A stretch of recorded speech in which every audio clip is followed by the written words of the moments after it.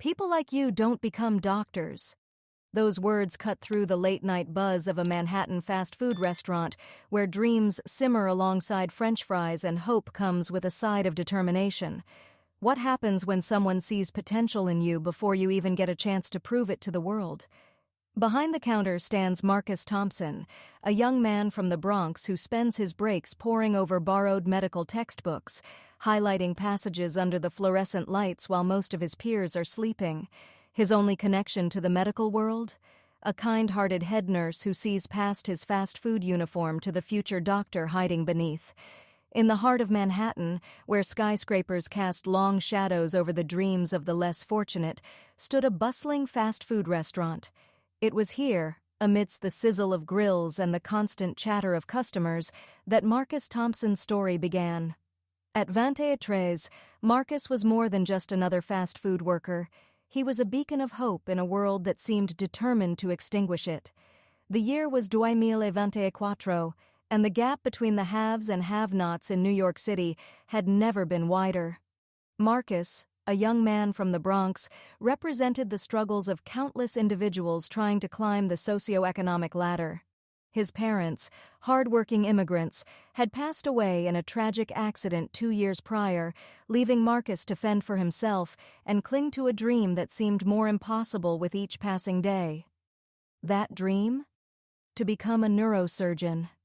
Every night, after his grueling doze-hour shift, Marcus would pull out worn medical textbooks from his backpack. These weren't just any books. They were a lifeline thrown to him by Sarah Chen, a compassionate head nurse at New York Presbyterian Hospital. Sarah had noticed Marcus's hunger for knowledge during her late-night coffee runs and had taken him under her wing, seeing in him the raw potential that society often overlooked. "Marcus," Sarah would say, her eyes twinkling with a mix of pride and concern, "raw talent and determination are worth more than any silver spoon. But this journey, it won't be easy." And it wasn't. Marcus struggled to balance his work, his studies, and the mounting pressure of medical school applications. Each rejection letter felt like a punch to the gut, but he refused to give up. His colleagues at the restaurant became his unofficial cheerleaders, covering his shifts when he needed extra study time and quizzing him on medical terms during slow periods. On the other side of the city, in the pristine halls of New York Presbyterian, strode Dr. William Blackwood III. At 45, Blackwood was the epitome of success in the medical world. His groundbreaking research in neurosurgery had saved countless lives, but it had also inflated an ego that was already oversized due to his privileged upbringing. "James," Blackwood often boasted to his colleague and fellow surgeon Dr. James Morrison, "do you remember the riffraff we had to compete with in medical school? It's a good thing natural selection weeds out the unworthy." Morrison, cut from the same elitist cloth, would laugh along. "Indeed, William, it's our duty to maintain the standards of our noble profession. Not everyone is cut out for this life."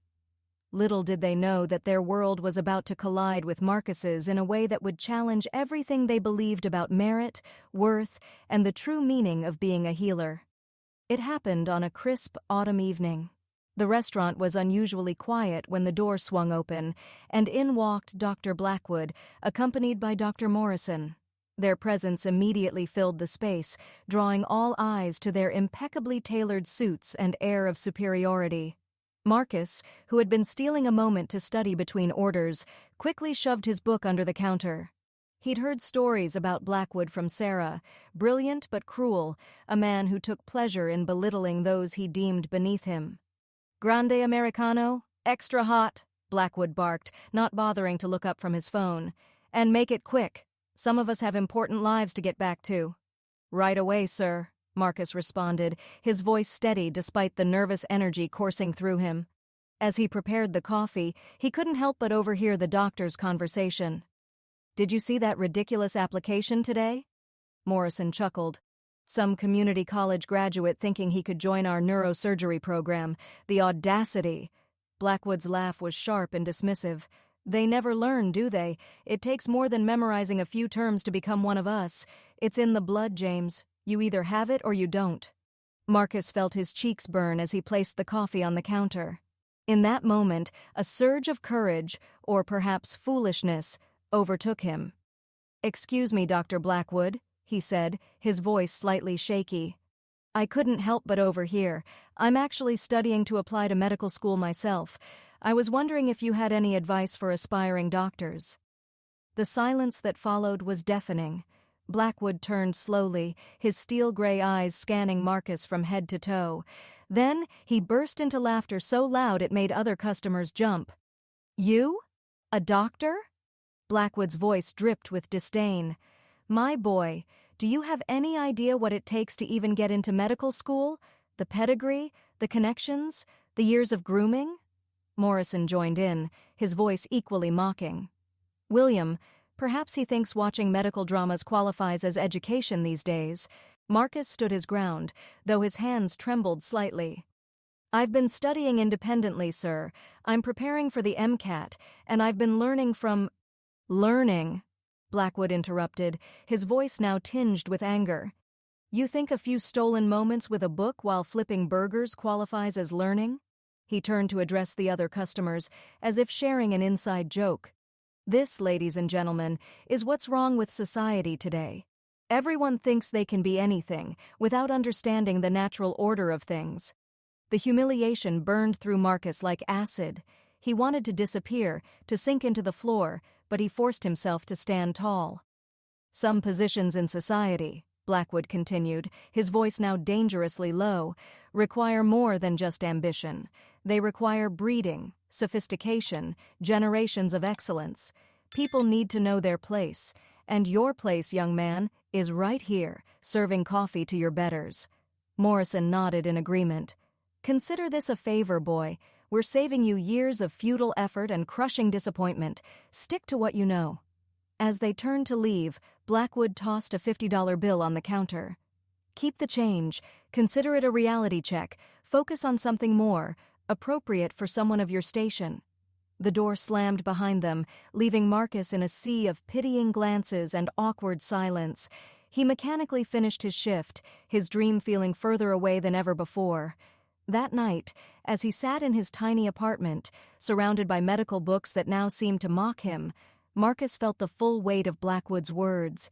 Tears of frustration and anger flowed freely as he questioned everything he'd been working towards. But then his phone buzzed. It was a message from Sarah. "Hey, kiddo, heard about what happened. Remember, the size of the dog in the fight isn't what matters. It's the size of the fight in the dog. See you tomorrow for our usual study session?" Those simple words reignited something in Marcus. He wiped his tears and opened his books with renewed determination. He would prove them wrong, not just for himself, but for everyone who had ever been told they weren't good enough. The following months were a blur of work, study, and perseverance. Sarah redoubled her efforts, bringing Marcus more advanced materials and even arranging for him to shadow her during some of her shifts. His co-workers rallied around him, creating a makeshift study group and covering for him when he needed extra time off. Then came the night that changed everything.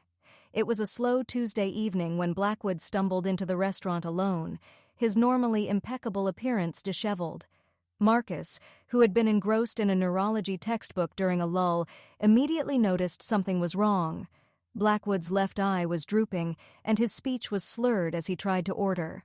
"I just need to sit," Blackwood mumbled before collapsing. In that moment, all the studying, all the late nights, all the sacrifices came together. Marcus vaulted over the counter, his mind racing through everything he had learned. "Call Novecentos Aeons," he shouted to his co-worker while assessing Blackwood's condition. "Dr. Blackwood, can you hear me?" Marcus checked his pupils, noting the unequal dilation. "Sir, I believe you're having an acute ischemic stroke. The left side of your face is drooping, and your speech is impaired." Through his confused state, Blackwood's eyes widened with recognition. "You...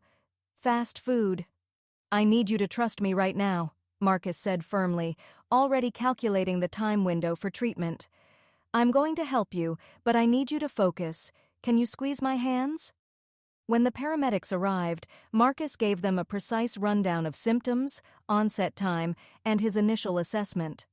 "Based on the presentation, I suspect a middle cerebral artery occlusion. He needs immediate intervention." The lead paramedic raised his eyebrows, impressed. "You a doctor, kid?" Not yet, Marcus replied, helping them stabilize Blackwood. But someday. As they loaded Blackwood into the ambulance, the surgeon grabbed Marcus's wrist with surprising strength. Their eyes met, and for a moment, the barriers of class and status dissolved in the face of human vulnerability. The weeks that followed brought dramatic changes. Blackwood's stroke, caught early thanks to Marcus's quick diagnosis, left no permanent damage. During his recovery, he learned about Marcus's story, his loss, his struggles, and his unwavering determination to become a doctor despite all odds. 1 month after the incident, Blackwood returned to the restaurant, this time alone and with a humbled demeanor. "Marcus," he said quietly, "I owe you more than an apology. I owe you a complete reevaluation of everything I believed about merit, worth, and what makes a truly great physician." Marcus listened, his heart pounding, as Blackwood continued. "I've been watching you, learning about you. You're not just good, you're exceptional. The kind of doctor I wish I had been at your age, before prestige and arrogance clouded my judgment." He placed an envelope on the counter. Inside was a letter of recommendation for medical school and an offer to cover Marcus's tuition. "Your talent deserves to be nurtured, not dismissed. And perhaps," he smiled slightly, "I have as much to learn from you as you do from me." The partnership that formed transformed both men. Blackwood's connections opened doors, but it was Marcus's brilliant mind and compassionate heart that carried him through them. Together, along with Sarah, they began working on a program to identify and support talented medical students from underprivileged backgrounds, creating opportunities for others to follow their dreams regardless of their origins. Years later, when Marcus completed his neurosurgery residency, both Blackwood and Sarah stood proudly in the audience. The young man from the Bronx had not only achieved his dream, but had helped change the culture of medicine itself, proving that excellence knows no social boundaries.